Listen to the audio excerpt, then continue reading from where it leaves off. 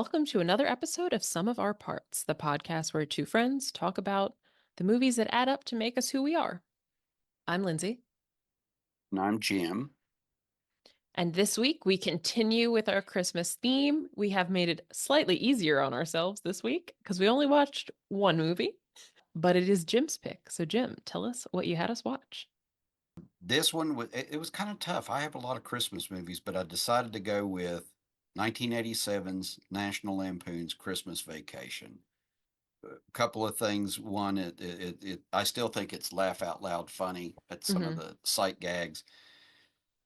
Chevy Chase is actually still funny at this point in time in his career. So, Hmm. and there's a lot of famous people in this movie. Yes. Who either were famous or or became famous or whatever you want to call it. So Hmm. from the adults even down to the children. Yeah. So and I know you weren't around when it came out. So but do you remember? I'm guessing you probably saw it on TV then. Yeah. I think I never watched it all the way through until I was like an adult. I don't think I watched this like Oh, growing up. I okay. think my dad was not a big Chevy Chase person, but I think I probably watched it all the way through for the first time like in my 20s. Okay. So, not And too long ago was the and first time I watched it like all the way through. But I was like I'd heard lines from it and like, I, seen clips, was I was gonna. aware. It's still. I think at this point in our time, it's. I think it's not maybe not iconic status as a Christmas movie, but it is one of the standards. I think, particularly Hmm. in the latter part of the 20th century, and then a lot of people either the quotes or the scenes, that sort of thing. And like your dad, I can't say that I'm a big Chevy Chase fan, although I realized later on that I've picked two movies now where he's in them, Yeah. Caddyshack and now this one.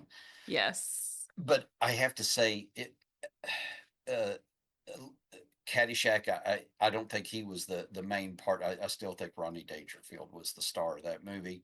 For sure. And this one, I know he's the lead and everything, but I think there is a lot of the supporting cast around him bring out or good foils for his character in this Hmm. that they play off of him very well. So, Yeah. I think this is also like the kind of thing that Chevy Chase is good at. Like, I mean, in Caddyshack, he's sort of just like a weird guy, but I think this sort of like internally freaking out, but like keeping mhm. that kind of crazy wide-eyed smile on the outside, like, no, everything's good. Everything's gonna be fine. But in the inside, you're like, ah, and then eventually exploding. Like, I think that is very he lends himself like that is very much like a Chevy Chase special. I think that works for him to keep that kind of outward thing, but when you know that there's just like pure like hatred simmering inside that eventually comes out. or insanity. Yes. For lack of a better word, that and the Right. Like, physical comedy of it. yes. He was known for his physical comedy on Saturday Night Live when he first came out.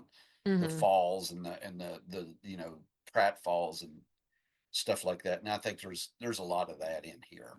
Um, Yeah. Yeah. And he's also good at delivering like a like straight up insult while like smiling at someone. yeah, that's true. That You know is what I true. mean? Like, hey, you asshole. Like Yeah. or that kind or of thing. or just being flustered. We'll get to it as you go through the movie.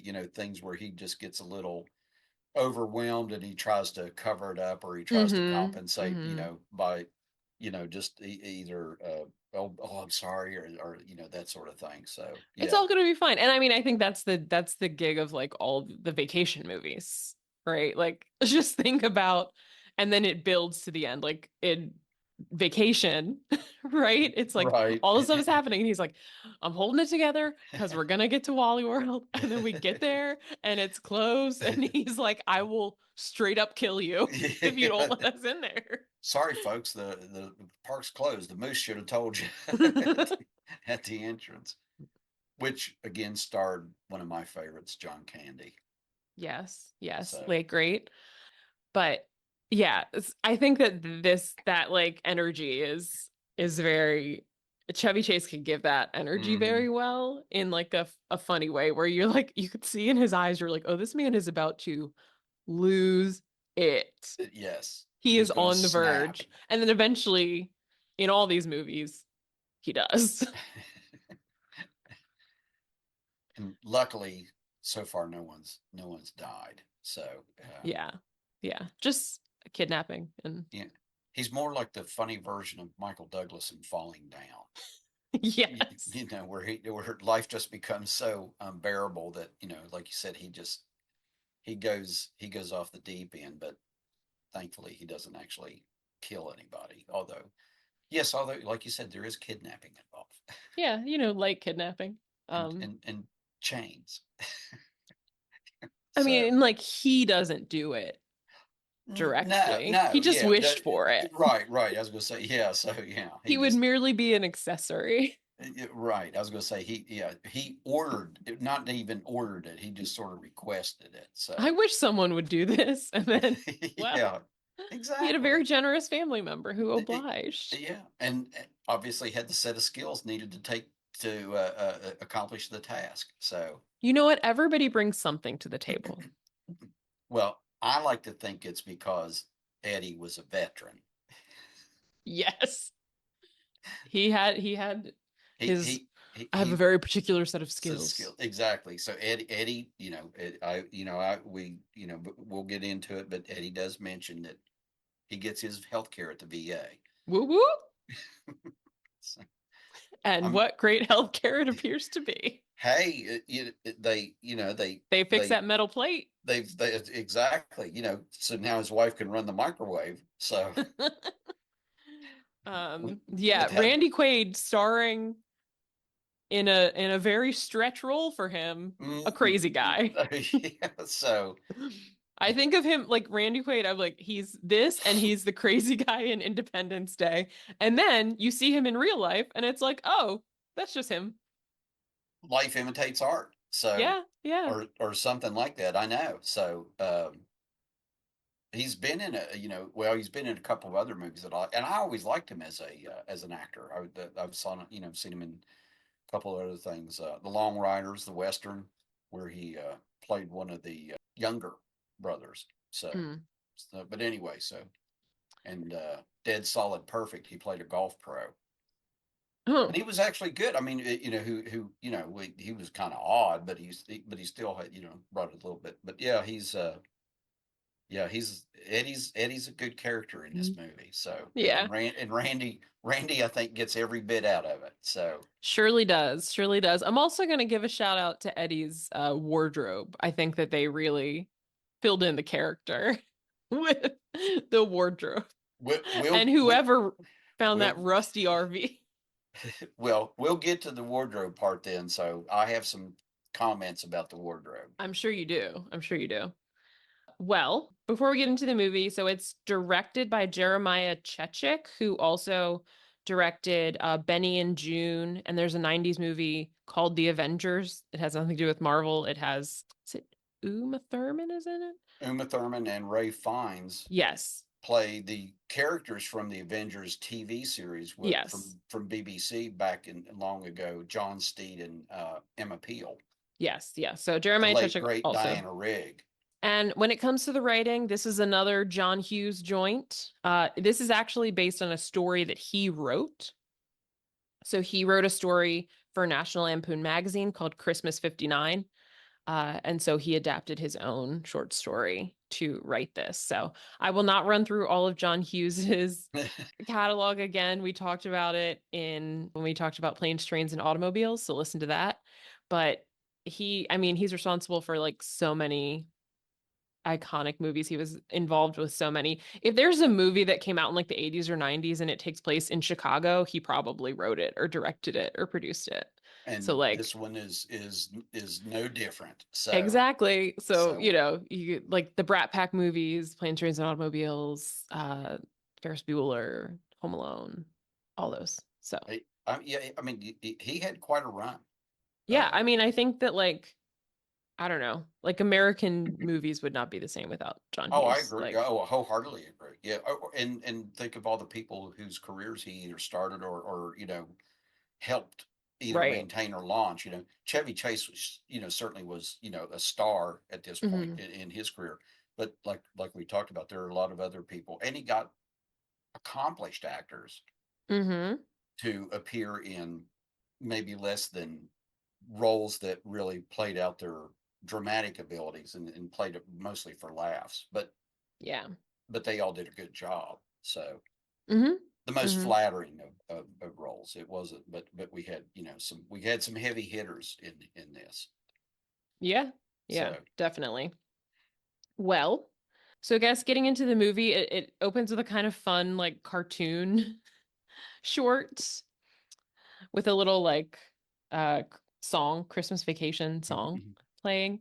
And the cartoon, it's kind of like Santa as Clark Griswold, sort of, just like running into mishaps, right? Like he knocks over a snowman and then the snowman's like rolling after him like he's Indiana Jones and it's the boulder. And he like gets electrocuted on the lights and gets stuck in the chimney and burnt and like has to like shoot out through the roof and like hang on to the sleigh. So you kind of get a flavor from the beginning that everything is not going to run smoothly in this particular Christmas movie. I did, and I'd forgotten all about the cartoon. Uh, the Same. beginning of the movie, for some reason, and I think probably because when they showed on TV, they probably cut that. Yeah. Yeah. Yeah. Then, Yeah. yeah, so I was just, If you watch it on Max, they show you the cartoon. And then we get into the actual movie. So we open in the car. And so the characters, these are the characters you've met in Vacation. And I think Vegas Vacation is before this too. I believe so, yeah. So you have the Griswold family, which is Clark, played by Chevy Chase, as we mentioned. Also in Caddyshack, he was on Saturday Night Live. Most recently, he was on Community, like a million things. The mom is Ellen. She's played by Beverly D'Angelo. She's also like a really prolific actor. She was, for Mm-hmm. example, in Coal Miner's Daughter, Hair, Mm-hmm. the TV production of Streetcar Named Desire. But I think she's probably most recognizable for these movies. The kids, so these actors have changed throughout the movies.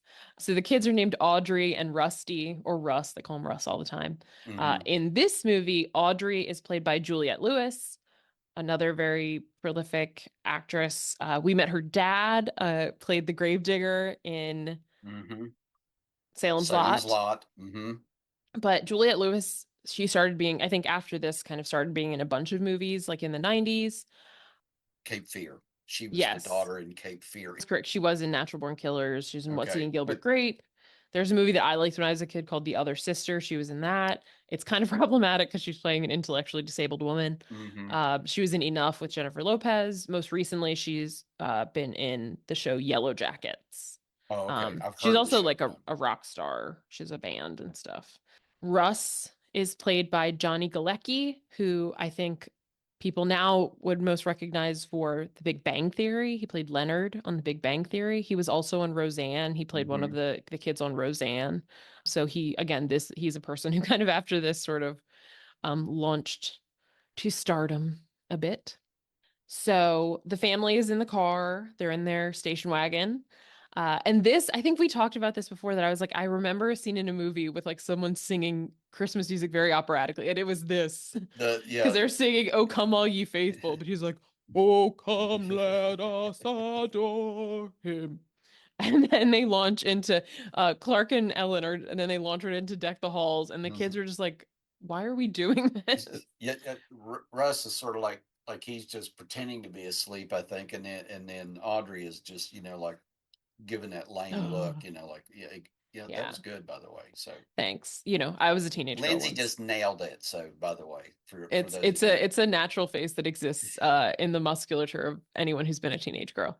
oh, Uh, okay, gotcha.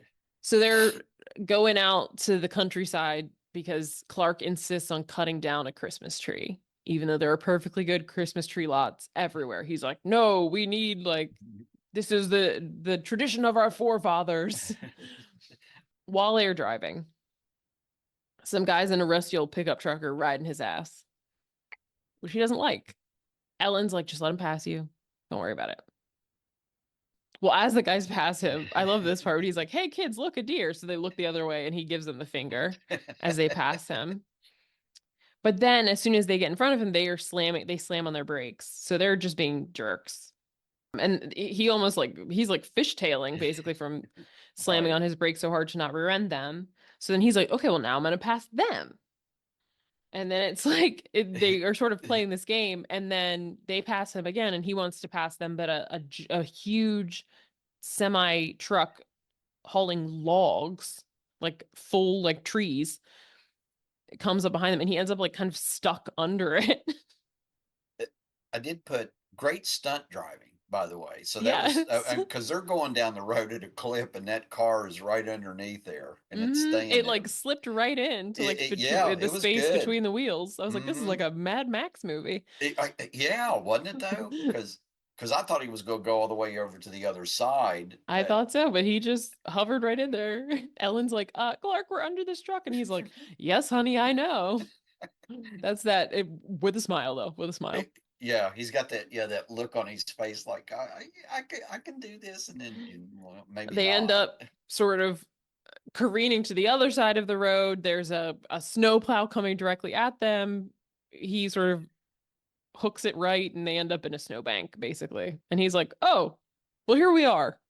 And we made good time. Yeah. Yeah, they end up at the parking lot, yeah, over by the tree place. Yes. So Which is like, it's not even a tree place. It's just a yeah, forest. it's yeah, sort of, Like, kind of, but it is like a parking lot, sort of, or like a little stand or something, right, or something there that they end I up didn't in. think so. I thought it was Oh, just maybe because not. they So, cut down like that giant ass tree.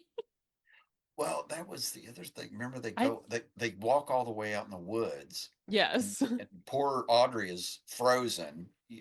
She's like, I can't feel my feet. I can't feel my legs. I can't feel my hips. And then when they get to the tree, he Clark is looking for a reaction from her, and Ellen's like, just wait until later, honey. Her face is frozen, and her face is like literally frozen. Yeah, she has like frost on her eyebrows. But Yeah. yeah, they get out there, and then Russ goes, "Dad, did you bring a saw?" Nope. So they have to like uproot the tree. Which we don't get to see, by the We do way. not get to see. We see when they're at home, and the tree's outside, and there is Clark with his chainsaw about to cut the bottom off. Great sight gag though, but because he comes out, he looks like Jason. Yes, he has like the hockey mask The on hockey, and the chainsaw. and the neighbors come out, and they're trying making fun of him, and it looks like he's coming out of the garage like he's going to kill him with the chainsaw. Yes, And the yes. neighbors The neighbors are are Todd and Margot. Margot, I think, is most easily recognizable as Julia Louis-Dreyfus, very who, young Julia yes, Louis uh, Dreyfus. I don't who know. like Was this right after Seinfeld? this is before Seinfeld, I think, Before Seinfeld. Okay. because this is 89, and I thought Seinfeld was on in the 90s. I think you're absolutely correct. But Yeah, she she was on was SNL young 82 to 85, so this was after SNL, before Seinfeld. before Seinfeld. Okay, so in Yeah. between. So, So and you've seen her in something on television, yeah, certainly. She's Seinfeld. Maybe you saw her in SNL. Seinfeld. She was on The New Adventures of Old Christine. Most recently, she was on Veep. is there a better '80s name than Margot? And for this period of time, it was like they're very they're yuppies. That's what we Hmm. we would have called them. So Yes, dinks. I've never heard that term before. Dinks. I've No, heard yuppies. Yeah. double income, no kids. Ah. Okay. Okay. Makes sense. Yeah. Um, his her husband's name is Todd, which I think is also a very good I was good. Yeah. 80s name. Yeah. He's played by Nicholas Guest, who I guess has been in other things, but mostly his brother is Christopher Guest, who's done all of those, like A Mighty Wind and Spinal Tap and like all those kinds of movies. So they're the neighbors. The next line I think is really funny because Todd is like, "Hey Griswold, like that tree's really big. Where the hell are you gonna put that tree?" And he says, "Bend over and I'll show you." And Todd's like, "What?" And he's like, "I wasn't talking to you." Sorry. No, that that was the writing is very good in this, and like you said, Chevy Chase is just delivered, just sort of deadpan. yeah. Just like it was just so quick. Bend over and I'll show you. I was like, oh. So they put the tree in the house. And then it's time, anyone knows if you get a real tree, you got to cut like the rope or the net off of it so the limbs can fall. And when they cut the rope off this one, the limbs are so big, it's like breaking windows, taking up most of this living room. It's way too big. Clark is just like, it's a little full. A lot of sap, a lot of sap. Yeah. And then later you see him like everything he touches is sticking to him because he's just covered in sap, even like in bed.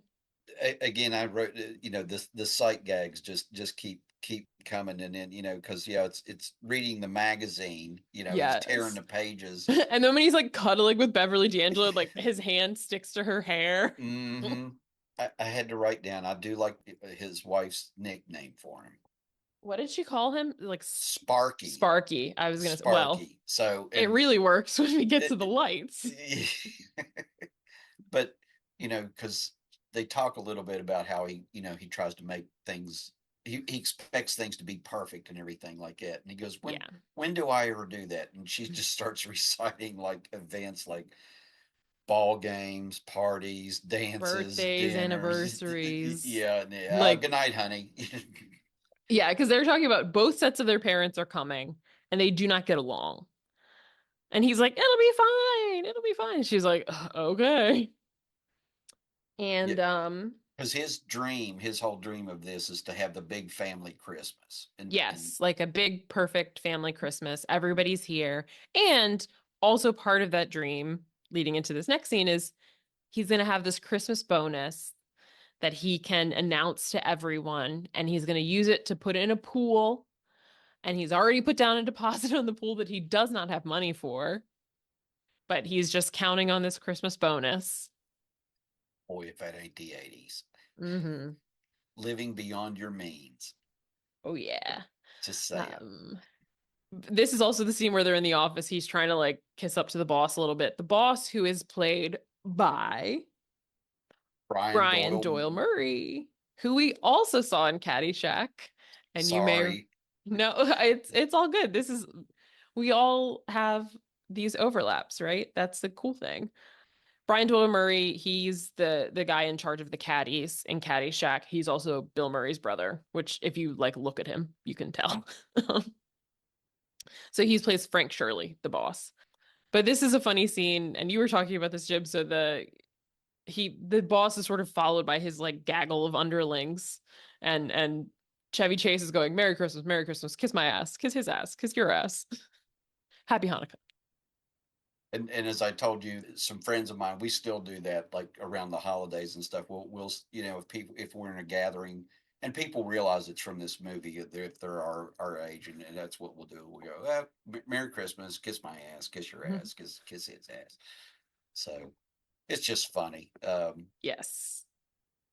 And then evidently it's advertising, I guess, isn't it? Or no, it's product development. They Yeah, yeah, yeah. And yeah. he works in like the like food and kitchen stuff. So like he makes like basically like the frost on frosted flakes. Right, yeah, that won't let milk in. Yeah, that won't it'll stay crispy basically. Some kind of, he said it's like a Non non-permeable shellac. yeah, non-nutritious like just like bad awful stuff. We get to another glimpse of one of his inventions later that's just like it seems like it's basically like Pam on steroids. Hmm. Next, we get a little bit of Christmas shopping, which is mostly Chevy Chase ogling a sales girl who like shows him her like seamless panties. She gets to reappear later in a daydream he's having. Hmm. And then back at the house, all the parents arrive, and it is a lot immediately. They're all talking. They're yelling at each other like when they open the door. I was gonna say, yeah, you can hear them bickering before the door even opens. That, yeah. Yes. Yes. And you can see like there's a very different vibe. Clark's parents seem very nice and like supportive, maybe a little like a little like crunchy woo woo, I could see. The mom is very concerned about like various medical things that Mm-hmm. could be coming up. Has this mole changed in color? He's Mm-hmm. like, Mom, you keep pressing on it, so like it is like red now, but if you stop touching it. And then Ellen's parents are a little more brash, critical. They're always smoking and drinking. Um, the sets of parents are also very famous people. So Clark Griswold's parents, Clark Sr. is played by John Randolph, who's an actor, an American actor who acted for a very long time. Um, Starred in many things. He's Anything a stand out to you, familiar Jim? face, I think, if Yeah. you've seen a lot of, I won't say a big star of movies, but he's a familiar face as a supporting character actor. Yeah. Yeah. Um, Clark's mother, perhaps a bit more so, Nora Mm-hmm. Griswold. She's played by Diane Ladd, who was in things like Alice Doesn't Live Here Anymore, Wild at Heart, Rambling Rose. She is also Laura Dern's mother, which I think you can also kind of tell Mm-hmm. looking at her. But yeah, so she's been in a lot of things. She was in Chinatown. She was a fabulous actress, and then Yes. and like you said, Laura Dern's mother with her husband Bruce Bruce Dern. Dern. Yes. Ellen's parents are named Art. Art is played by E.G. Marshall. He did a lot of Broadway work. He was one of the first people in the actor studio. So if you remember, like inside the actor studio, he was one of the first people there. He was a juror in 12 Angry Men. He played the president in Superman 2. He was on Falcon Crest, etc. Ellen's mother, Frances, is played by Doris Roberts, who I recognize as Ray Romano's mother on Everybody Loves Raymond. Certainly she's in other things, but that's kind of the thing for me. Oh, I would say that would probably be her most recognizable role, Yeah. and she brings sort of that same vibe to me, or at least in that role as she does. Yeah, kind of naggy. Mm, mm. So, yeah, they're there and they are a lot. Like Clark's mom is like, Rusty, if you rub the like bunion on my foot, I will give you a whole quarter. Mm, And it's like, mm. ooh, wow, tempting.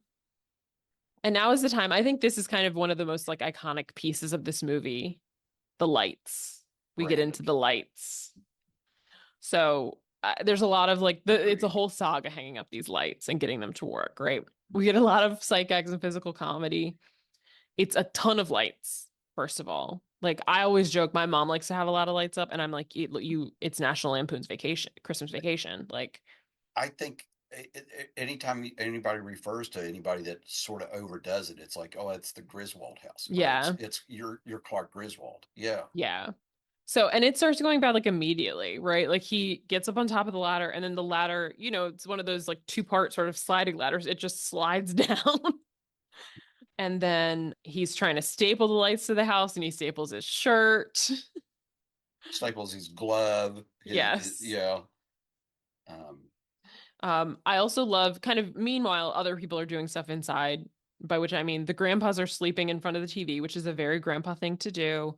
The grandmas are kind of working on a gingerbread house. I used to make gingerbread houses with my grandma, so I guess oh, that's similar. She was that's not nice. smoking at the time, though, Mm-mm. like Doris Roberts is. Um, and then Audrey and Ellen are in the kitchen. Ellen's like preparing food, and Audrey's just complaining because she basically has to share a bed with her brother while the grandparents are there. And I love this line. Ellen says, "It's Christmas and we're all miserable." And you're right. And she says it like sort of like, oh, that's just the way it is. Right. It's It's Christmas and we're all Christmas. We're all miserable. miserable. Yeah. So and I do like the little cutaway though that they do every now the Advent calendar. Mm-hmm. Where Yes. Yes. That it's sort of situates us on like what day we are. Because also, something I noticed, the grandparents arrived quite early. because it's like 10 days before Christmas. Right, because it's not it like after that, a few days after this, they opened the one that says December 18th. And I Right. noted that. And I was like, why are these people here a week before Christmas? And It's so early. and knowing that, you know, for a couple of days, it's one thing that but for a week or 2 weeks before Christmas or whatever, that Crazy. you're sharing, bathrooms and bedrooms and so on and so forth. Right. And You got the old people in the bunk yeah, bed. yeah, that's what that was. Yeah, that and the brother and sister sleeping, They're too old for that. exactly. So, And again, it's one thing if it's like 2 days.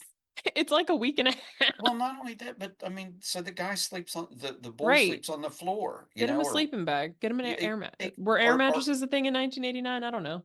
no, but sleeping bags were. Yeah. I can remember when we had like people either stop over or whatever, but somebody slept on the sofa. That was, Right. Right. yeah, Make a pallet on the floor. That's what we because always used to do. because sofas back then were big enough where you could sleep on them. It's not like you Yeah. had, like the little things you buy nowadays that they call Hmm. sofas. So, but anyway, so yeah, there Yeah. was, yeah, but It was a lot of people but yeah, the advent calendar is a really nice like sort of device that moves us through time. They open the little doors and it tells us the date. well, that and it's so like kind of homey and sweet, and they play the little tinkly music and stuff, and Hmm. then it cuts to a scene, and it's like chaos, and people, Yes. you know, poor Chevy trying to decorate the house, and then the grandparents, either going at it or whatever. It's like sort of that, oh, it's Christmas and it's nice, and then it's what it's really like. Yeah, yeah. That That advent calendar is like what Clark has in his head of yeah, what Christmas is supposed to be. And I then it's never thought like about that. it's sort That's of like the meme of like expectation, reality. It's very yeah, that. Or yeah, like it is that. the meme of like what you ordered, what you got. It's that. Oh, from the Amazon thing. Yeah. So, oh, So, going back, I did say, I want, when Clark was in his office, I loved his Tasmanian Devil coffee mug. oh nice. Oh Yeah. yes, yes, yes. I remember that. Yeah. Hmm. So I like that. I feel like we had something like that. So, back to the lights. Now Clark is on the roof and he's got a bundle of lights sitting next to him. And then he trips on that and goes sliding down the roof. Also, he's by himself. Yeah. Well, He had Rusty bring some stuff out, and but then he like wanted Russ more. kind of bailed on him. Yeah. He's like, So, okay, whatever, Dad. He's like, here's the stuff you wanted. Bye. You should have a spotter if you're on the roof. So he goes sliding down and he manages to hold on to the gutter. And he somehow thinks that he's an action star and is gonna get shimmy across the gutter to the ladder. And the gutter says, no, you're not. Because it like slides off basically, like the party's hanging on to detaches, goes flying through the window, Todd and Margot's window, and directly into their little stereo, yeah, well, their like little it's their big turntable. icicle comes out of the gutter Oh and shoots yes, through. Yeah. So, which like a shoots through. missile. Yes. Oh yeah, because then they're like, what came through the window? And why is the floor all wet? Yeah, Something must have come through and then hit this. It's yeah, like and because it's like destroyed destroyed. the It's house. not a dent; it's The destroyed. house takes a beat. It does. It does. Don't live next to the Griswolds is the lesson of this movie. Um, and Chevy Chase has fallen, but he landed in the bushes, so he's fine. Because Ellen's like, "Oh, dinner's ready," and he's like, "Okay, I'll be there in a minute." Again, From acting like, hey, everything's fine. I'm good. He just fell off the roof, and I guess he didn't realize that the thing shot through the yeah, neighbor's window. he did not appear to realize that. But I do love that part where Margot's like, "Why is the floor all wet, Todd?" And he's like, "I don't know, Margot." I know it was like she was almost accusing him of like he did something to make the floor all wet. Right. Like he got up in the middle of the night and used the bathroom there or something. What? That was Right. because it's obvious that there's not a whole lot of warmth there between the two of Yeah. them. Their house too. Their house reminds me of Joe Hamilton's house in The Preacher's Wife. That like ultra modern, but like late 80s, Oh, early 90s version of ultra modern that's like just like ugly. yeah, okay, That's the yep. similar vibe. Oh, yeah, oh, good, You know what I yeah. mean?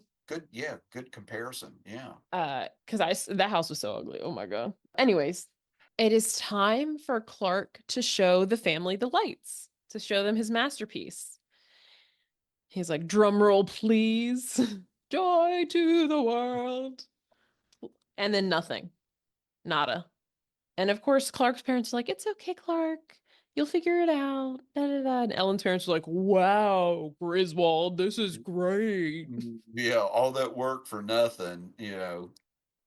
And everybody else kind of is just like, okay, well, we're gonna go back inside. And he's like, just confused and devastated, like, how did this happen?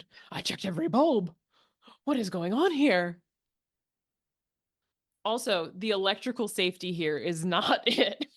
It's a mess. He's got like all these different plugs plugged into each other, power strips on power strips. I'm In surprised he didn't cause a fire. into Well, one outlet. Well, yeah, yes, so yeah, there is a yes. fire, but this isn't doesn't cause the fire. There are Right, multiple right. other fires. I'm surprised Exactly. that this didn't cause a fire. It's just like I would say most of this movie is just kind of a series of moments. You know what I It, mean? The main like arc mm, is like we're leading to Christmas and hoping for the bonus, but in between it's kind of just like stuff happening. So the next thing is Clark is going up to the attic to hide the gifts that he bought for Ellen, which we also learned that this is his common hiding spot and he has forgotten about gifts there before because he finds one from Mother's Day that from he a hid up few there. years ago. Yes. Yeah, Yes, it was like 1980. three, Yeah. 82 or 83. Yeah, so it Yes. was like, yeah, 5, 6 years ago or whatever, Yes. from when this movie is supposed to take place. So So he's up there, and then Ellen's mom walks by and she's like, oh my God, it's so cold. And she's like, oh, the draft is coming from the attic. So she shuts the door to the attic. She shoves up the ladder and shuts the door. So now Clark is trapped in the attic. He's trying to call for help, and no one hears him. and they're all leaving. Yes, they all leave to go shopping. He's like Yeah. shouting, there's a window in the attic to the outside, One but of it's like, those yeah. and it's not big enough for him to fit out because it only opens like halfway, Yeah. basically. So he's trying to shout out there and no one hears him. So he's stuck up there. So I love this. He's like he finds like a trunk and just starts putting on the clothes from the trunk. And he looks like, I don't know, like Big Edie and he looks like Little Edie in Grey Gardens. He looks like my great aunt Kathleen is who he looks like when he has the turban on. Because my great aunt wore turbans. That was a big thing back in the '60s. Mm-hmm. And I will say, personal experience. The house I grew up in had a ladder and stuff like that up into Mm-hmm. the attic, just like that, in the middle of the hallway. Did And you then ever get shut in?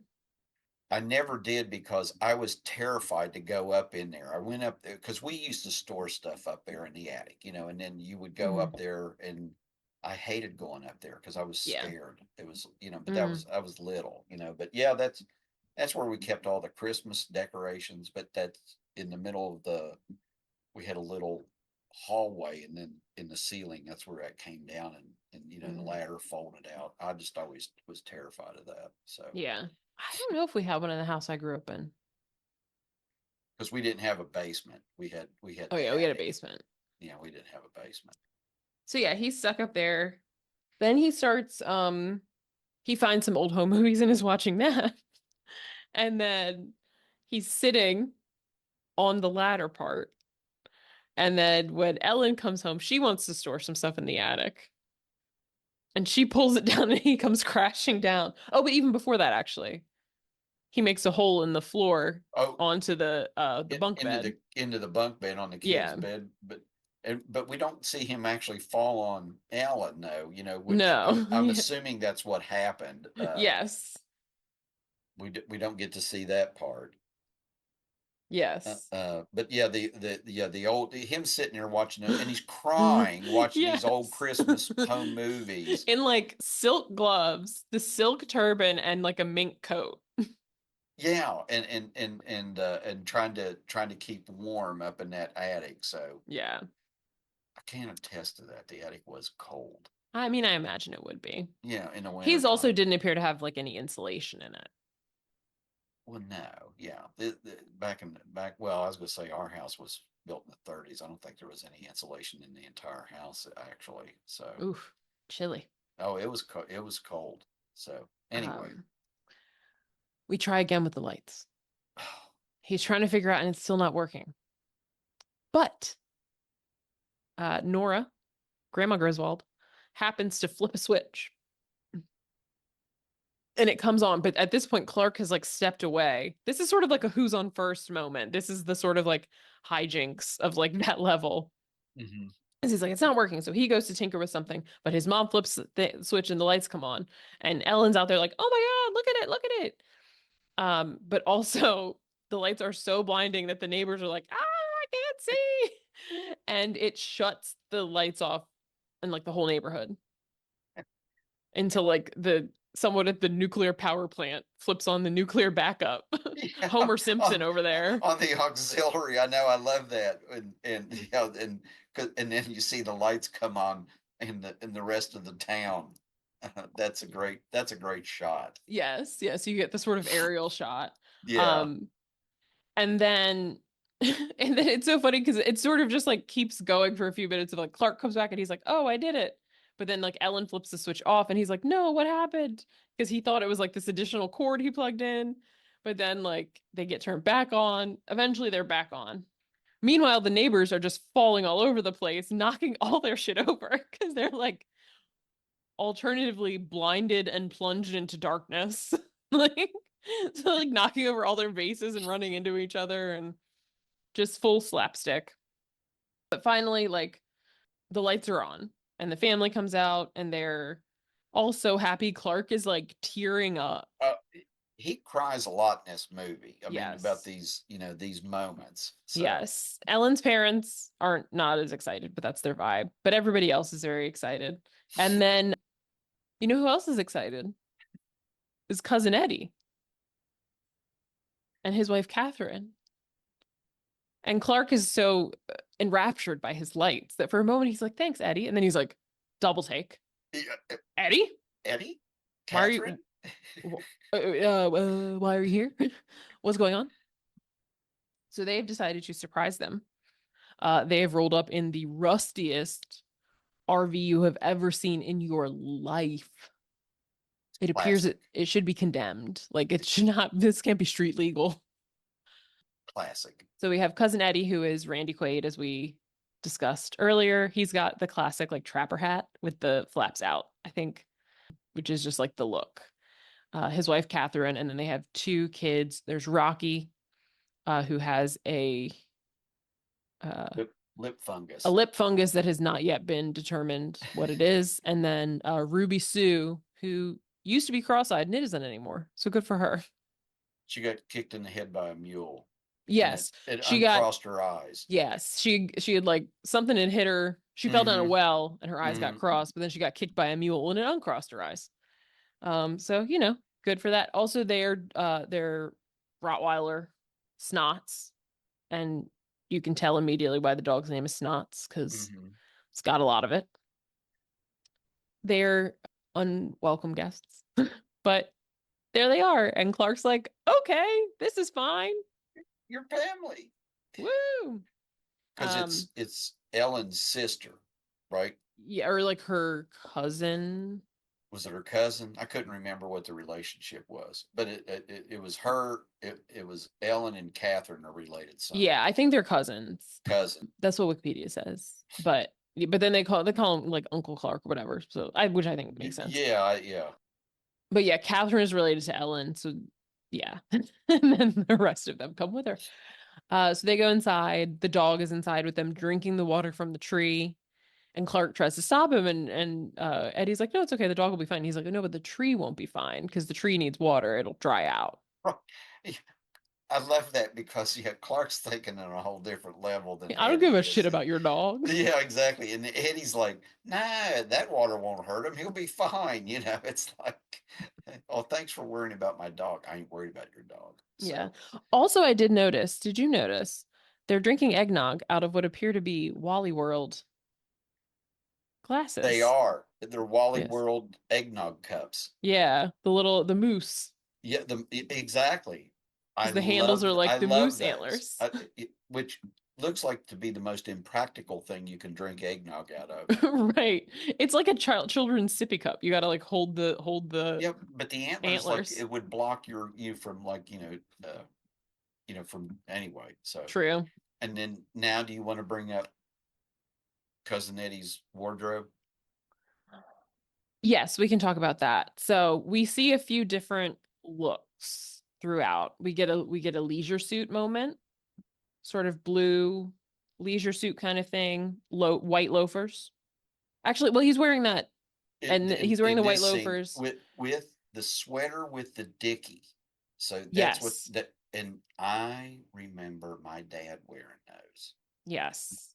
in the '60s. Mm-hmm. The Mm-hmm. V-neck sweater, and you didn't wear a full turtleneck under it. You wore the little thing that looks like a turtleneck that just it's almost like a priest collar. Yes. And I, Lindsay, I can't tell you whenever I look at it, whenever I watch this movie, the leisure suits. Cousin Eddie is like my childhood. It's like watching my dad when as I was growing up in the '60s. Well, I mean, my favorite look is when he's emptying the RV bathroom Oh, and he's in the trapper hat, the robe, cigar, beer, black socks, black loafers. and the Short robe, robes, also short robe. I need short to robe, and I think it's emphasize. untied, isn't it? I think It's so. If it yeah, is tied, it's not tied it's very tightly. exactly. Not that we see anything particularly, but yeah, it No. is. You're right. And again, I remember my dad had robes. Like it was almost like wearing a kimono or something. It was like Yeah. it. So just saying, Yes, it's a very it. interesting wardrobe. It's Oh, he stands out. He well, stands out. it really is. It's like he's 20 years behind the times. Yeah. About where the leisure suits home, primo leisure Mm-hmm. suits. Mm-hmm. The light blue. The light blue one that sort of looks like denim, but it's not because they're all 100% polyester. Oh So yes. yeah. Yes, yes, yes. So anyway, So yeah, this is where I noted also that this is where we see December 18th on the advent calendar, and I was like, damn, these people are here for a long time. This is too many people to be here that long. oh yeah, that welcome's wearing thin. Yes, yes. I wrote that Clark's boss sucks. Oh, I think this is when Clark tries to give a gift to the boss, and the boss is Mm, like, "Oh, I'm on a call," and he picks up the phone and says, "Give me someone, anyone." yeah, and get me someone while I'm waiting for that call. Yeah. Yeah, yeah. Um, that night, Clark and Eddie and the kids go sledding. This is also when we learn that This is my favorite scene. Eddie goes to the VA, and they helped replace the metal plate in his head so that the microwave would work, Well, and he won't. every time the microwave turned on, he would urinate on himself and then forget who he was for about 30 Yes, minutes. yes. So now they can use the microwave without Because such now it's issues. plastic. The Yes, plate in his head is plastic, and yes, he's worried about if he gets hurt, his hair won't be right because that's yes. where It's the gonna part mess. It's where is. his part is. It's gonna mess up his hair. So he actually opts out of the sledding. Clark comes with his newest invention, as we said. He works in product development, and he has invented what sounds like super strength, like Pam, or like Crisco spray or whatever. So he sprays that. He's got like a sort of metal saucer I remember those. lead. Did you ever have those? I didn't have a metal one, I had a plastic one. Oh, okay. I was gonna say we had metal ones. But yeah, I think probably they made plastic ones because metal ones probably went a little too fast. Um, Well, that and they were colder than all get out yes. too. I Also, mean, I yeah, can remember that. also Although true. Yeah, now that I think about it, if I would have kept mine, I could have painted it like a Captain America shield. you should have thought about that. I should have thought about that. Um, yeah, no, I had a plastic one that was like lime green. Oh, okay. I Yeah, remember. And my thankfully brother the and I. our backyard was a hill. Oh, So nice. Oh, I would okay. just So you had a built-in sled run. yeah, Yeah, yeah, we used to have to trek, but yeah. we would go up to what we called the flood wall. They built the flood wall along the banks of the Mm. Ohio River, and we would sled down that. Oh yeah. We would But also go behind my house. There was a park that had oh, some good okay. hills, so we'd go up there Yeah, too. We just had to walk nice. through the woods. Um, but yeah, so Clark decides he's going to be the first one to try, and he sprays this stuff on the bottom of his sled, gets on, and he is off like a rocket. Like there is fire. He is flying. I still laugh out loud at this scene.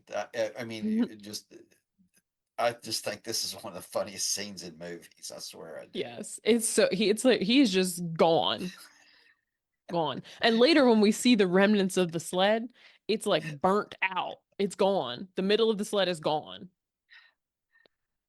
Well, he travels for a pretty long distance over Yes. different various terrain.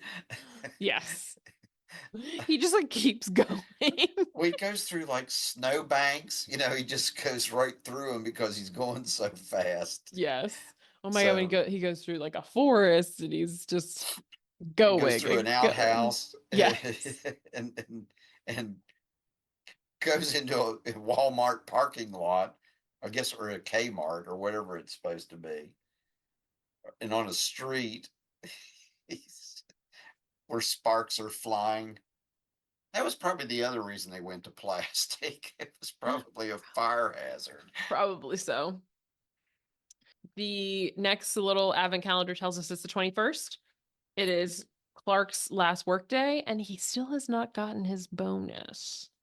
Yeah. So he's a little bit worried. But then back at home, because he's like, he wants this pool so bad. He's fantasizing about the pool.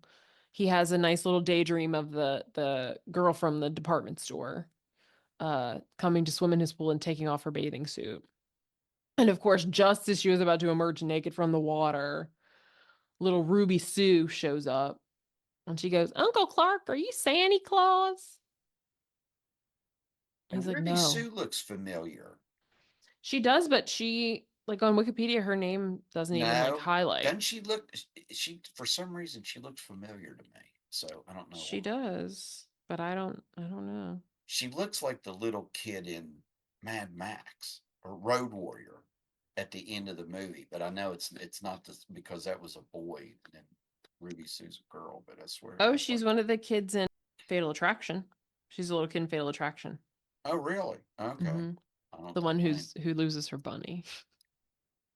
tough movie. Yeah. But yeah, so Ruby Sue's like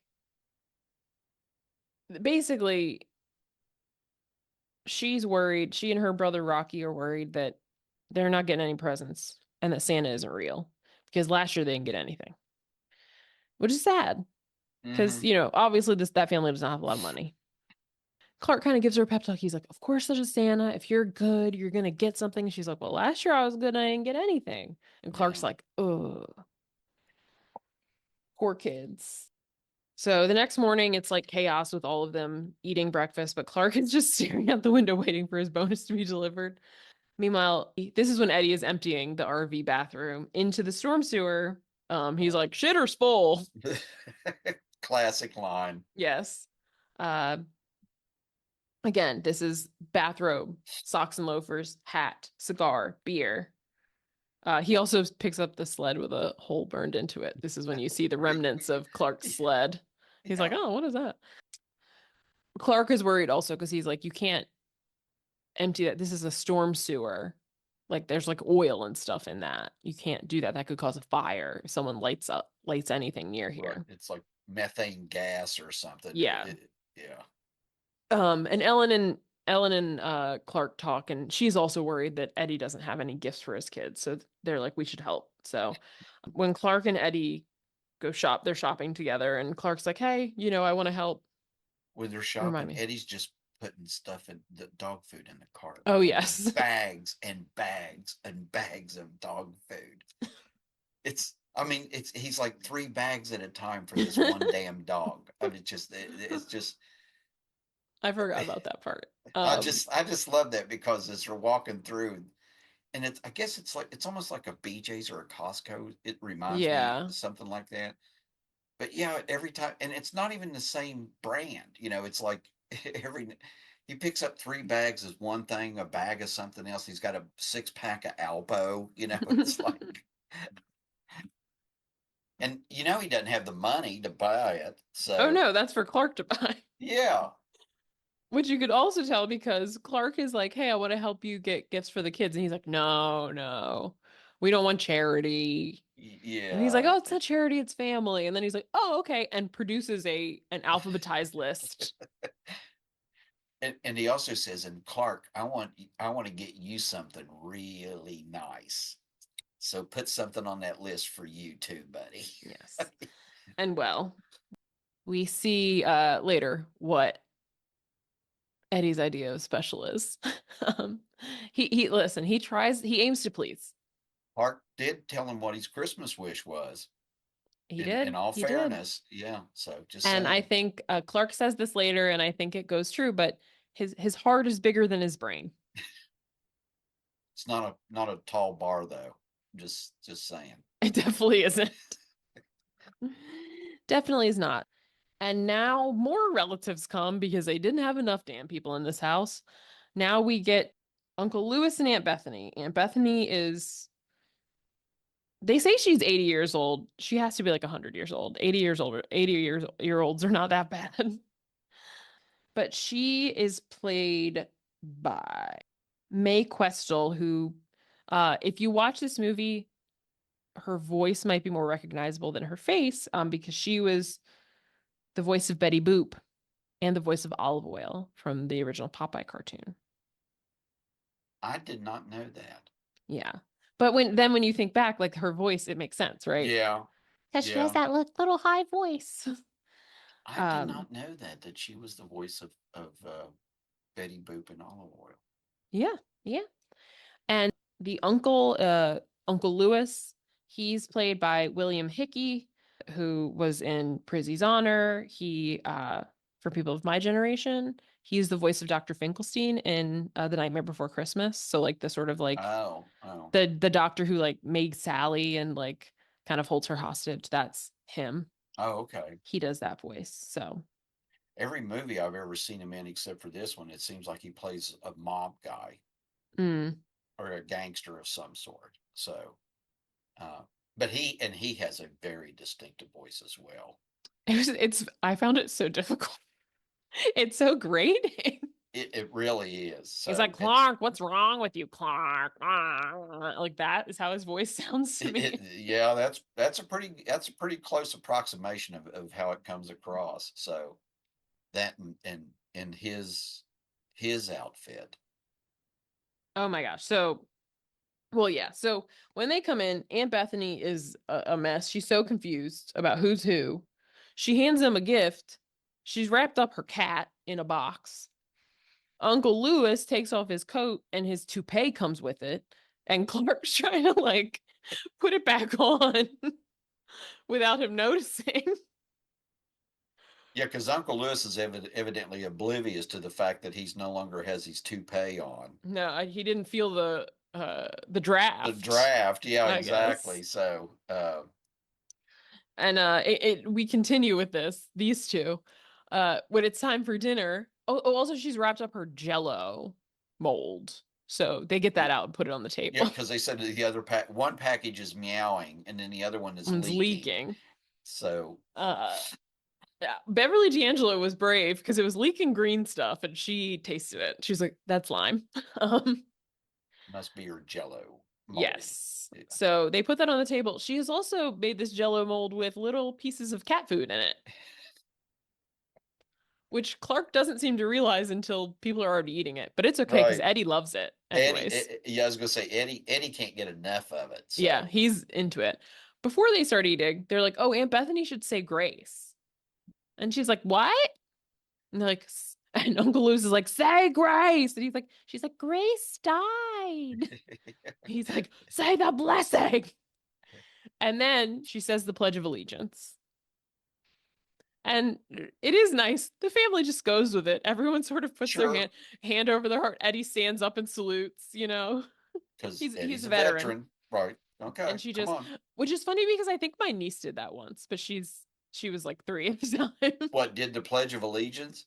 Yeah. Like when it Really? was time to like say a blessing at the beginning, she said Oh, the Pledge of okay. Allegiance. Well, I mean, hey, it could have been worse. Yeah. She could have called Um upon Satan to rise from the depths of hell. So, Rub a dub dub. Thanks for the grub. Go Jesus. yeah. That's my go-to. Actually, no. When I was a kid, my babysitter used to make me say, God is great, God is good. God, we thank you for this food. In Jesus' name, amen. Yep. That's the tried and true one. So, Yes. Easy, quick, to the point. So when it's time for the turkey, they only cut the turkey also. It sort of like inflates and explodes. Well, it's so bone dry. It's like Yeah. it's just the carcass. Yeah, Catherine's there. like, I knew I put it in too early. And it did really look nice from the Oh outside yeah, until Clark like touched it and then it was like and it's like dust comes out of it. yeah, Yeah. So like that.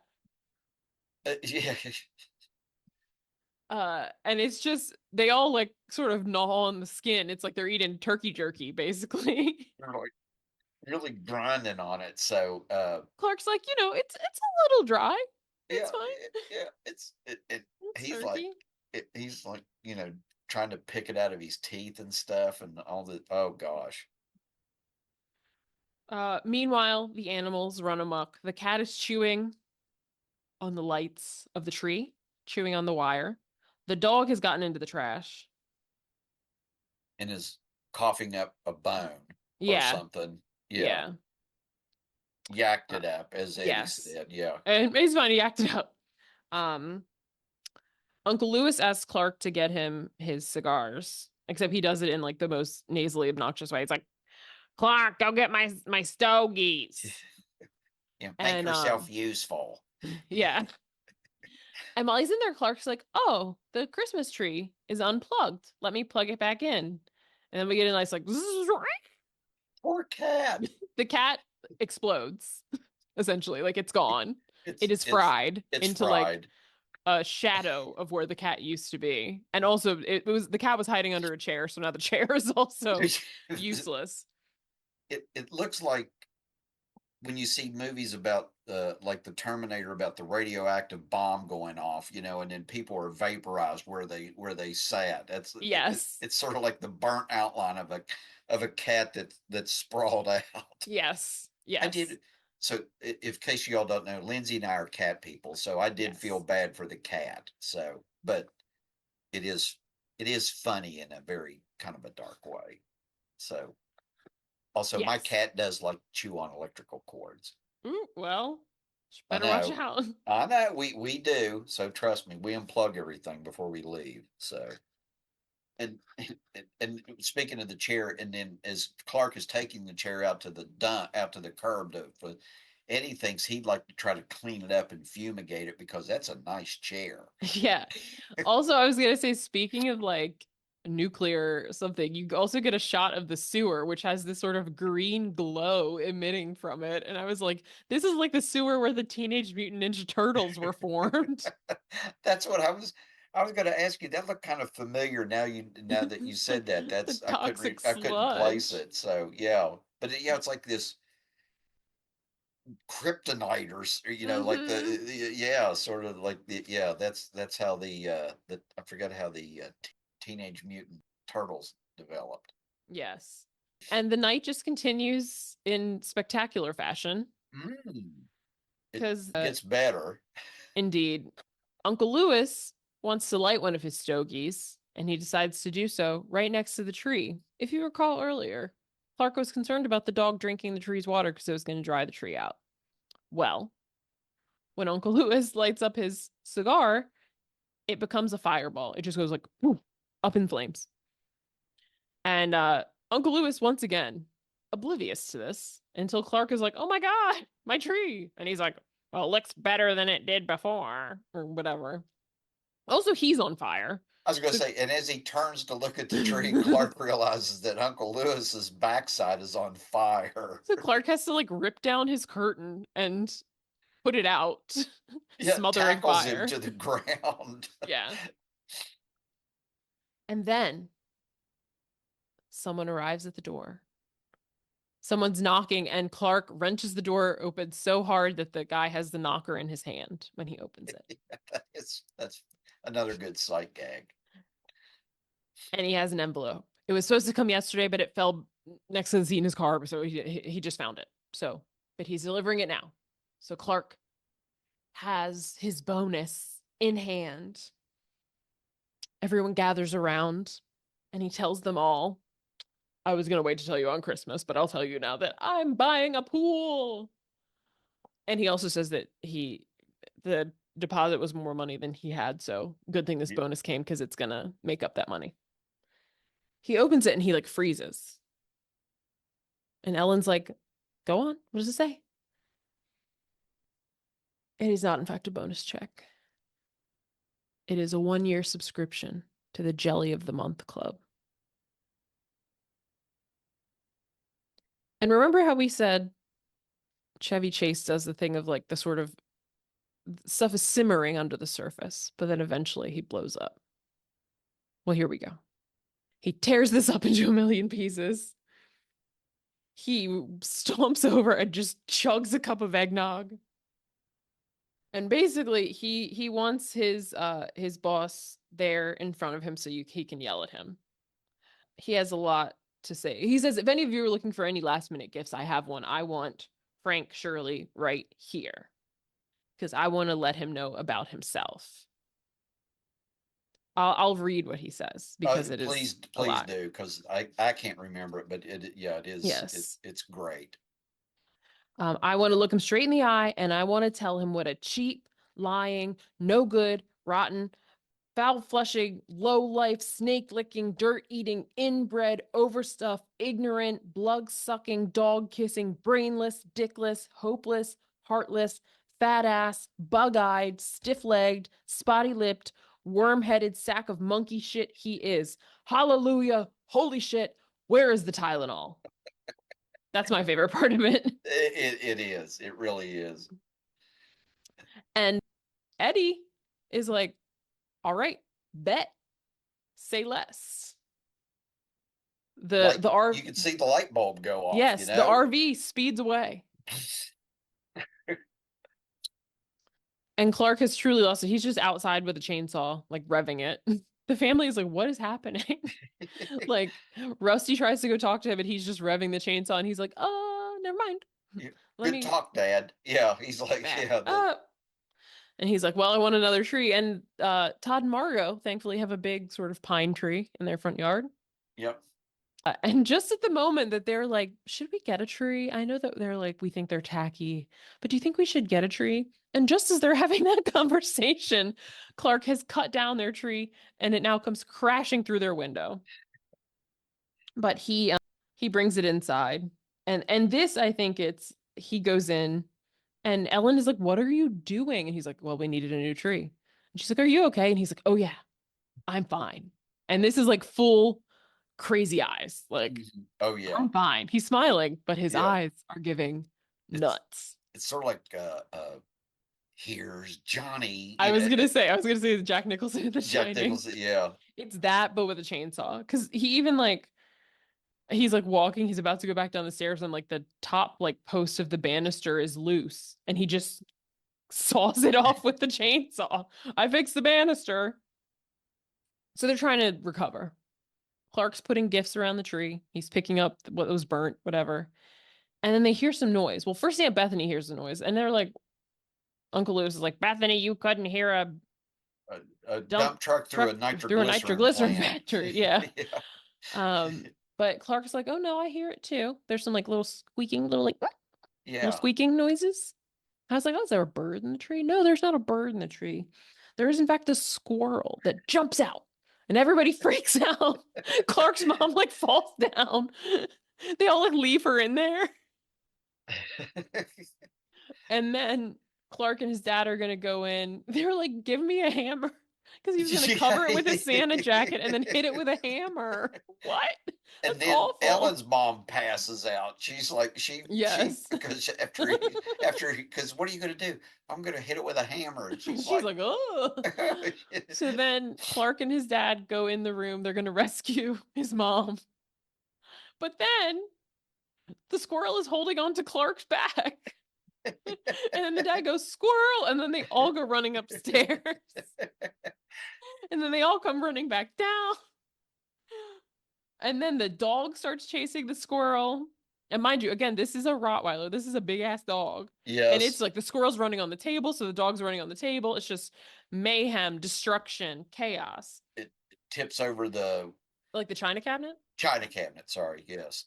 Meanwhile, Margot, the neighbor, Julia Louis Dreyfus, is like, telling Todd, you need to go talk to our neighbor to tell him to stop. You need to go punch him in the face because this has to stop. And he won't do it. So she's like, well, then I guess I have to go. So she goes over and she knocks on the door. The door opens and the squirrel jumps onto her chest, which means then the dog jumps onto her chest. And she hobbles home looking like she's just been to hell and back. And her husband's like, oh, what happened? And she just punches him in the face. Knocks him out. Just Yeah, like he like falls over the couch. The couch falls, but like it was a solid punch. it was. She I was think all the anger she had been feeling it was just directed into that punch. she put it in one knockout blow. At this point, Ellen's parents try to leave. And Clark's Yeah. like, oh, no, no, no, no, no, no. You're not going anywhere. This is another quote that I have to read verbatim. Okay. Please, yeah. Where do you think you're going? Nobody's leaving. Nobody's walking out on this fun, old fashioned family Christmas. No, no, we are all in this together. This is a full blown 4 alarm holiday emergency here.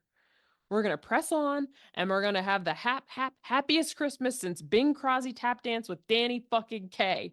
And when Santa squeezes his fat white ass down that chimney tonight, he's going to find the jolliest bunch of assholes this side of the nut house. That's like my favorite quote in this movie. Yeah, the build up to the last third or fourth of the movie is worth it to me because yeah, it's full now. It's full Chevy Chase, full on. So Yes, yes. And at it's doing what he does best. yes. And it's funny because Ellen is like, just let them all go before things get worse. And he was like, how? They can't. They can't get worse.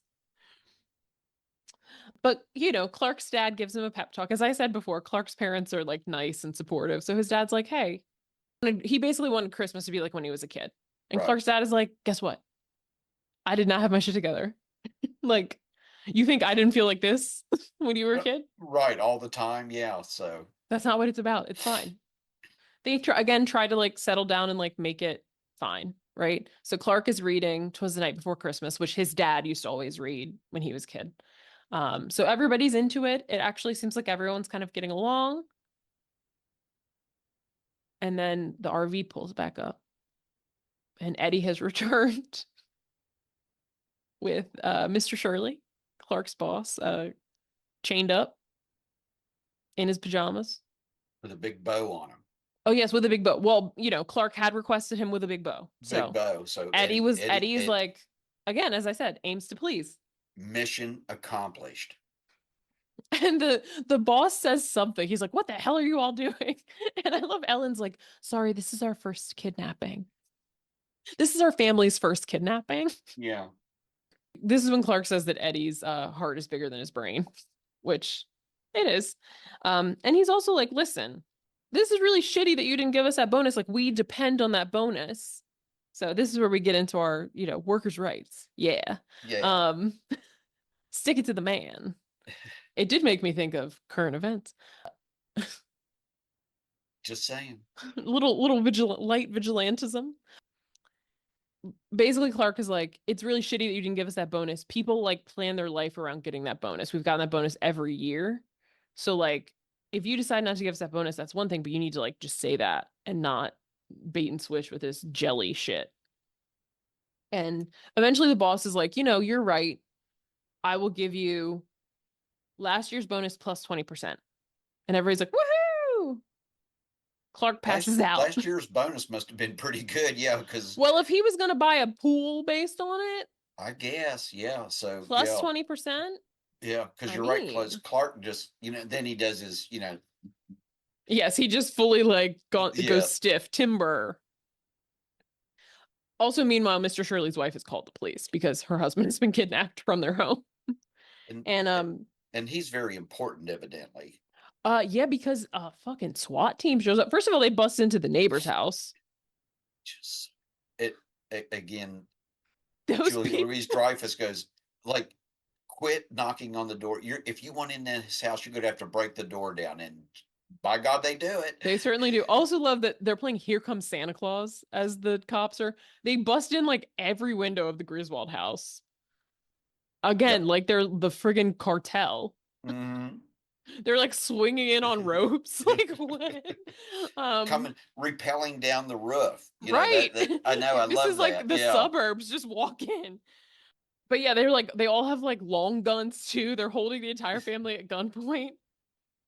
And the boss's wife comes in, and the boss is like, chill out, put your guns down. Like, I'm not gonna press charges. And she's like, you were kidnapped. And he's like, I made a mistake, like blah blah blah. And he mentions the bonuses. They mentioned the bonuses that he wasn't gonna give the bonuses. He was like, remember, honey, how I mentioned like cost cutting by not doing the bonuses? And she was like, oh, you cheap so and so or Yeah. whatever. Like, oh, what a lousy way to save a buck. Yeah, and even the cop is like, that's not cool at all, sir. I think didn't he say if I had a rubber hose, I'd beat I you with beat you with it? it. Yeah, and he's like, I changed my mind. I changed my mind. I'm gonna do it. Yeah. So, anyways, they are all fine, I guess, even though no, they don't have any windows anymore. The windows in this house have been broken like 10 times in this movie. I know between the tree and then now the SWAT team coming in and stuff, and then Clark, getting the other tree. It's like, yeah, Right. it's going to be The, drafty and cold in that house because we right. are in Chicago. Yes, in Chicago in the winter. Yeah, Uh, I hope which they have we're good homeowners insurance, you and or me else both. he's gonna have to use that bonus to fix the windows. But anyways, now everyone's out on the front lawn. They're all, people are getting ready to leave. The police are getting ready, and the Shirleys. And the kids see Santa, and Uncle Lewis is like, "No, it's a light on the sewage treatment plant." As he is standing right next to the sewage drain, and goes to light another cigar. I'm going to pause here. Remember when Eddie was emptying the shitter there, Clark talked about how dangerous it could be if someone lit up near that sewer. Well, we see it because it explodes. Uncle Lewis goes flying. How is this old man not dead at Hey, this point? he's been caught on fire in a flash fire from the tree, and then yeah, now he's like exploded or had a the gas ignite around him. Yeah, Lewis is a tough little guy. he Telling really you. is. And then here comes Aunt Bethany, festive as ever, singing the Star Spangled Banner. She said, "Oh, Rocket's red glare." And then again, everyone joins in. And don't you love though Eddie salutes Eddie salutes. because he's Eddie's our veteran. So Yes. And the best part of it is at the end when she goes, "Play ball." But then Santa really does fly by. He appears to be on fire. Um, but he does fly by. So he was and real? that's yeah Yeah. and yeah and that's our thing that sorry, I'm mumbling. Clark talks about this. That's the real meaning of Christmas. It's not bonuses, it's not trees, it's not presents, it's believing in family and so on and so Mm-hmm. on. So Yeah. it's the warm hug, I call it, at the end of Yes. the movie. And I So love at the end, they all are back in the house. Like they go back in the house. They're all singing. Everyone's happy. And Clark goes, I did it. And then the end. the end, the yeah. And like you said though, if you look at like what the remnants of what Clark did, the house is a mess. Mm. It's probably condemned at this point, or at least needs a lot of work. Yeah. I don't know whether it would like pass an inspection to Good be point. habitable Yeah, right now. especially between the electrical and then the sewage fire or the gas, Mm-hmm. the sewage gas There's, fire. do we still have the hole above that bunk bed Right, into the right. attic? Well, you got to figure the ceiling in the living room scorched from where the tree caught on fire in the flash Mm-hmm. fire. The So, yeah, curtains were ripped down. yeah, yeah. The big spot on the rug where the cat was. Yeah. And, That's not going to be easy to get out. And all sorts of stuff that the dog broke when it was chasing the squirrel. He Yeah, cut off the top of the banister. yeah, yeah. That's It's a probably the least. mess. Yeah. That But is probably but the least. the least of his worries about the banister. But yeah, Mm. good point. So, but yeah, so to me, this movie just doesn't disappoint. I think It's it brings out the maybe the absurdity sometimes of carrying the commercialism of Christmas too far, and our expectations as opposed to the reality. But yes. to me, there, like I said, to me, the funniest scene is the sled scene.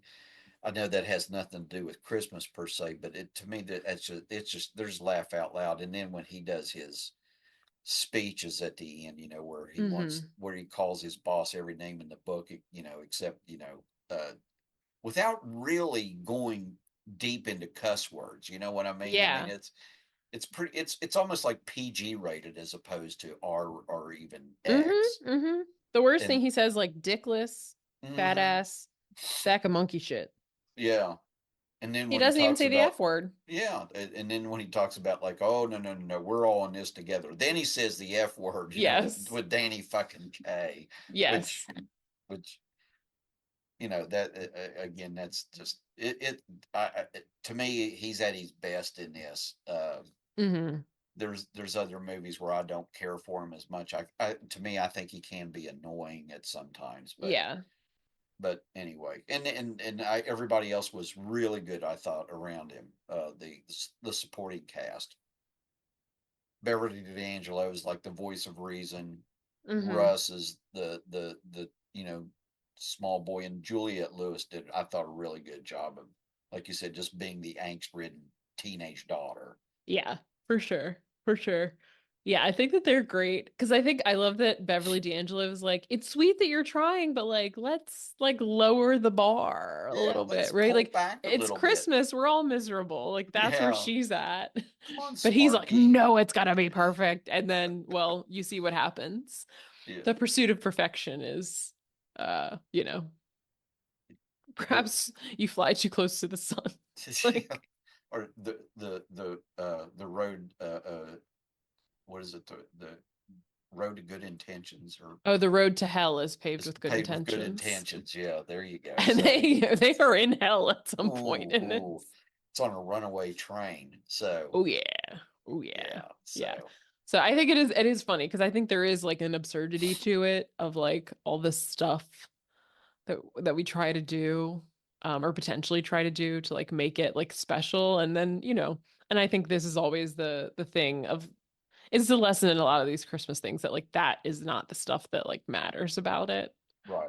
It's not whether you give the perfect gift, or even that you get a gift or give a gift. It's yeah, it's if nothing else, it's the warmness of being with family, or friends or loved ones, people Hmm. that are close to you. So Yeah.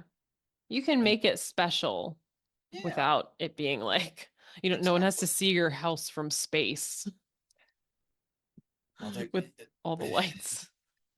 although I got to tell you, I mean, there's around me there are some people that really go all out. So Yeah. and I admire them for doing it. That's great. I'm not that kind of person. So, but Yeah. I Yeah. like looking at it. I just don't. I wouldn't want to do it.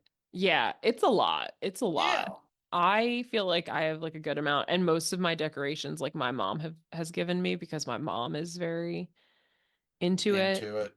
Yeah. Yeah. There's As my always sister is this is my something. sister's favorite holiday. So We went to England like 2 years ago before mhm, Christmas, and my mom saw some decorate. We had to go like sure. downtown in London, like to Well, the, yeah, I could Oxford Street see and all that. that, where they have the decorations. And like my mom saw some decorations she liked, and this year she like made them. Really? Well, that's Yeah. I have to admire her for that. I It's mean, it's really cool. She's like, I made you some. This is where I well, want you to hang them. I think that's where they'll look the best. So I was, well, giving them. there may come a time in your future that you'll be that to your children. I So don't know. Here's my thing is like I like how decorations look, but the effort, like I'm not excited about like home decor generally. Oh, okay. Like I would love things to look a certain way, but like I'm not going to put in the effort to do it. So if anyone has been to my house, there is not like a discernible style. It's just a bunch of stuff, mostly that other people have given me. It's eclectic, I would say. I think your house looks very nice. Thank you. I mean, I do some work. I painted my fireplace blue, for example, and then I got curtains that match the blue. Yeah. No, it's But a lot of it is like just sort of hodgepodge. And that's so yeah, I think the effort to put up all the Christmas stuff is just like not my favorite. yeah. So I don't know if I'm ever gonna be. I mean, maybe if I have kids, I will be motivated. I will be Clark Griswold for them. Like I'm gonna make it special. Well, maybe, or just, if nothing else, just, yeah, I think that's when I look back, maybe that's the reason we don't decorate as much. I don't have children, so, but I remember it was my mother's favorite holiday, and then it became my sister's favorite holiday. Yeah. But, for the kids, I think. Yeah, yeah. I've always loved Christmas. I think like I always like we've talked about like the stuff with family and like the food. And I think like the presents and stuff are fun. I like getting other people presents that I know they're gonna like. That's what I liked. I always enjoyed giving people gifts as opposed to Hmm. getting things. So, Yeah, especially like when I was a kid, like I didn't, when you're a kid, like your other parent buys gifts and like puts your name on it. yeah, Or you like, you make something, you make a little macaroni necklace or whatever. Uh, but yeah, as I got older and like I could pick stuff out, I always like doing that. yeah. Um, And it didn't always have to be expensive or yeah. but something that meant something to that other person, Hmm. whether it's, excuse me, almost a little bit like the sermon that in the bishop's wife, where, Hmm. you get a book, Uncle Joe gets a pipe, or a scarf, or whatever, just something that, means something, or that someone will like it, or Yeah. appreciate it. So, Also, now that I'm thinking about it, didn't he say Jesus didn't get a gift? yeah, But like he did in the story. yeah, he did. Gold, frankincense, myrrh. Mer Not great gifts for a baby, I'll say. No, but he also got the angels, sang to him from on high, and then Yeah. the three wise men, trekked all that distance to come see Yeah, him. he got some visitors. There's a little boy playing drums. Pum Yeah, pum pum. had the animals, Mm-hmm. the lamb and the ox kept time. Yeah. And then he got to grow up and like perform miracles and then die. Hmm, hmm. But he was kind of a big deal. Yeah, yeah, So, but now that I reflect, I was like, the bishop said he didn't get any gifts, and he yeah. did. But There might not have or been ones he liked. maybe he meant that we don't give Jesus Oh any yeah. gifts. Maybe that Well, was, that's maybe, true. I don't know. So, but yeah, but and we should do do what we, maybe think of him more so than we do other people. So, uh, Yeah. Yeah. but but did you enjoy the movie, watching it, all the way through the Yeah, yeah, yeah. I've seen it all the way through before, but this was the before? Yeah, first but time I've watched it. Like the other day it was on and I turned it on right when cousin Eddie was emptying the toilet into the sewer. So I watched like that sequence of events. and Um, really, I think in pop culture, I mean, those are some of the scenes that stand out. Like the mhm. house being lit up, Eddie out there with the emptying Shitter's the full. jitters Yeah. full, with that outfit, Hmm. and then We're gonna be the jolliest bunch of assholes this side of the nut house. exactly, or The that jelly of the month club too. I dickless, remember spineless, there was a time that when we worked together that the person who was our boss at the time made a joke that he was going to give everyone the subscriptions to jelly of the month. jelly of the month club, and then And I think I said to him, have you seen the movie 9 to 5? Familiar with the boss in 9 to 5? Dabney Coleman. Do you remember what happened in 9 Happened to to you none 5? the time. As It's a as common Eddie reference. as Eddie pointed out, though, it is the gift that keeps on giving. Yes.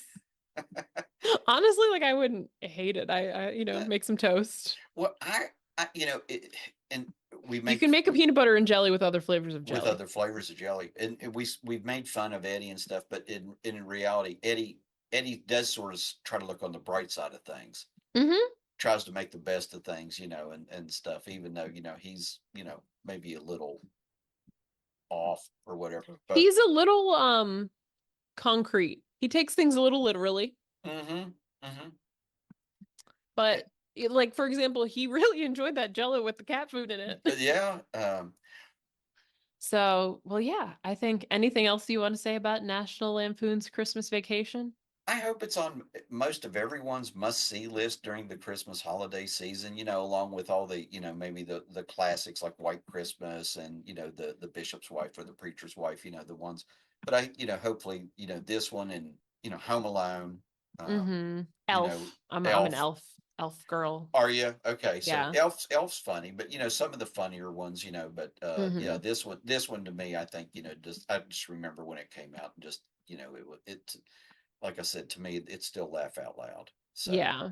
Yeah, for sure. For sure. And then there's the the non-Christmas Christmas movies, right? You got Die Hard. yes, You that's got I think made it into our rotation. yes, maybe another time. I think you said Lethal Weapon. Lethal Weapon, yep.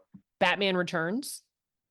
Oh, forgot about that. Yeah, I yeah. read that on the internet today. I did not come up with that all by myself, but stuff Mm, like that, they like take mm. place at Christmas, but they're not really Christmas movies.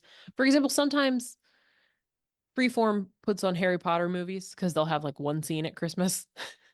Right, yeah. And There, it's like I don't think we can call that a Harry Potter movie. well, Like, and then there's well, it is maybe a traditional Christmas movie. Love Actually, we talked about that yes. briefly in our discussions about other Hmm. movies and so on. That Yeah, that yeah, yeah. Love I mean, there's a Actually, ton of it's movies like about Christmas, or take yes, place at the time of the season. Christmas time for Yeah, sure. But like The Nightmare Before Christmas, that one is sort of like a that's a Christmas, and that's a Halloween. good one. Yeah. If you like Tim Burton, which I do, Hmm. Hmm. I think that's a Yeah. very clever one.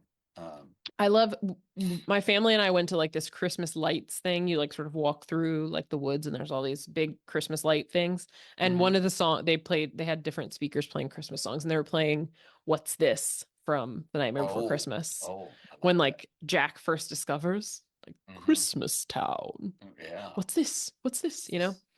So yeah, I think that's always a fun one. And that one sort of you could do like Halloween and Christmas. yeah, because it not breaches it covers overlaps both holidays. So, Yeah. Yeah. um, So there's lots of like ones that are sort of like there's lots of good Christmas movies. There's lots of good movies that are like tangentially Christmas. As I mentioned, like they're sort of like the song Last Christmas. The song Last Christmas is not really about Christmas, but it mentions Christmas. It takes place at Christmas.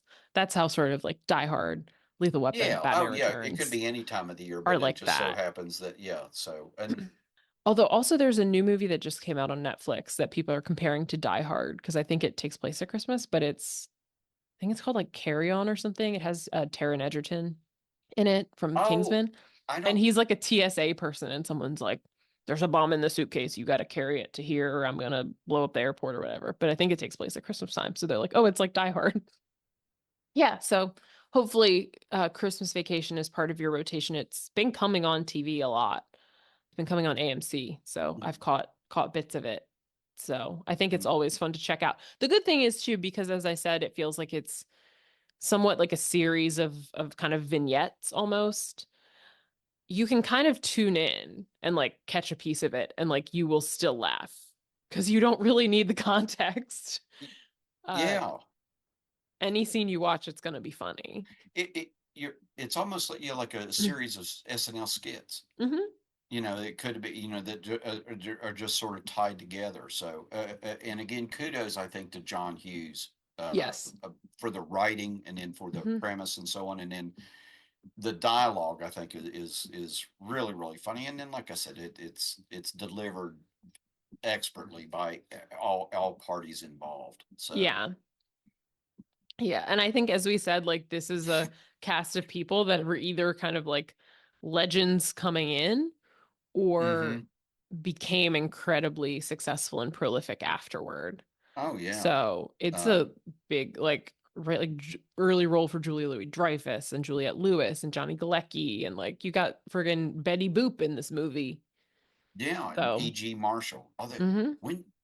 Well, But I it think is yeah, I fun. think it was I think it was funny. It was well funny is but it was cute. And I think you get some moments, right? You get some moments Yeah, of like when Clark is talking to Ruby Sue and when Clark's dad is talking to him. And then like at the end when they all kind of come together. So I think you get some like good, some like heartwarming moments sure. in between all the like absurdity and craziness and chaos. And all the vibes of the 80s from the over excess and so on and Hmm. so forth. I think you get that with Margot and Todd, about Hmm. the almost the dichotomy of their lifestyle versus Clark and Ellen. It's Yeah, Clark and yeah. Ellen have the typical family. It's a boy and a girl, and the house is kind of old fashioned, or whatever. And then you got Todd and Margot with no kids, and then they're very they're very up to date, modern with their clothes and stuff. Hmm. That Hmm. sort of thing. So They remind me a little bit of like in The Wedding Singer, the Drew oh Barrymore's fiance, Glenn. yes, mm-hmm. Like they're like Glenn. Yeah, The other exactly. people are Adam Sandler. Maybe not quite Adam Sandler. He's a little bit of a mess, but like, you know what I mean? The Yeah, Griswolds are more on that end of the spectrum, and the Todd and Margot are like Glenn Guglia yeah. with Um, his because he gets a CD player and stuff, and he dresses oh, like he's on Miami Vice. exactly. Yeah. So sort of got all the clothes are up to date, stylish, and everything, and then Hmm. and Clark dresses nice, but he's kind of old fashioned. Yeah, and he dresses sort of like I feel like the dad uniform Yeah, doesn't change that exactly. much, right? He's got like Yeah, a button-up shirt and like pants and a belt and probably like loafers, which I feel right. like I don't know. I grew up in the 90s, so it wasn't that different then either. And then he's occasionally wearing like a Blackhawks jersey, and he's got like his Bears hat and like all that stuff. So I like that he wore the Blackhawks jersey. So with that says Griswold, the custom Blackhawks jersey says exactly. Yeah, Griswold on the back. yeah. So he was going all out. So yeah, he Yeah. was he was doing it upright. So well, good. Well, I'm glad you enjoyed it. I'm glad you enjoyed the pick. So Yeah. It's a fun one, and I think it definitely thankfully my family has never been on this level. I think I might stay home, but I think it does tap into some of like the Christmas does feel like a little bit chaotic, right? Trying to like oh yeah, there's all these people and you're trying to like make food and have the presents and get everything together. Blah, blah, blah, and if like that. people, yeah, I was gonna say, and people trying to get together, and oh, we're having a party, or why don't we go out, or and then you're just Hmm. yeah, it becomes a bit too much And when you get sometimes. together with family, it's like who's gonna stay where and all of this stuff. Who's Or, coming? or you got to put up with so and so talking about whatever at the dinner table, or you just or just just let them go, just and then ignore them. So Hmm. so Hmm. Oh anyway, yeah. Oh yeah. but Always fun. yeah, so but for me I would have to say it's my favorite holiday. Yeah. Agreed. Same. Same, Yeah, same, same. Halloween's a close second. Same for me. Same for me. So okay. Yeah, Christmas then Halloween. I would probably put Easter third only because I love candy. And Easter Oh, is okay. another candy Yeah. heavy holiday. Oh yeah, big time. So mine Easter was big for me as a kid, not so much as an adult, but I will say, yeah, it was a big thing. My So mom still gives me an Easter basket. that's nice. I So like that. I'm I I'm think that's still all great. in. Yeah. Well, that's Yes. good. The gum and jelly beans. I love it. Okay. Well, good for you though. I think that's very nice. I think that's great that she still does that. So Yeah, it's gotta love being a single childless adult. It's still a child. that we're, Well, we're always their children. You know that. that's true. That's You true. know. Well, with that, thank you all for listening. Please be sure to subscribe wherever you are listening to this so you can get our episodes every Monday when they come out. Please rate and review, leave a comment. Hopefully, it's nice, or else we will have a crazy cousin come kidnap you. You can follow us on Instagram at Some of Our Parts Pod. You can see all the other movies that we've talked about. You can get little previews of things that are coming and whatever else we decide to share there. And with that, bye bye. Merry Christmas.